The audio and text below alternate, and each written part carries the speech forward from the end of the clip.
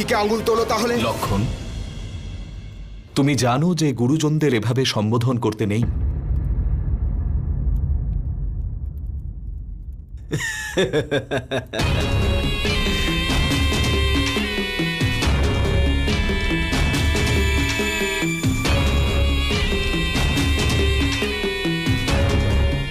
শুনলে বালক, শেখো, ভাইয়ের কাছ থেকে শেখো।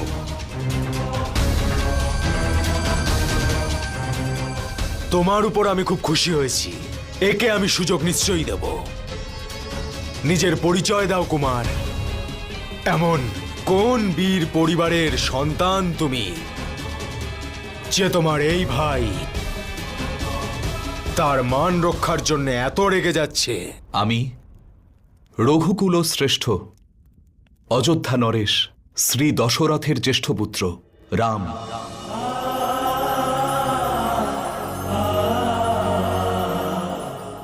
আর ও আমার ভাই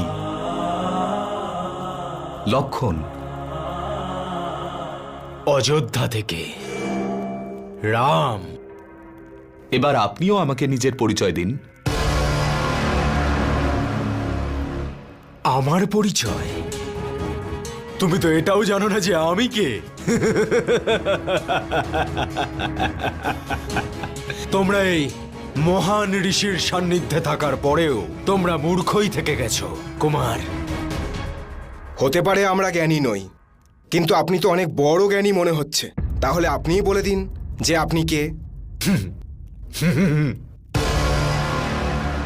এখানে কেউ আছে যে এদেরকে এটা বোঝাতে পারে আমি কে?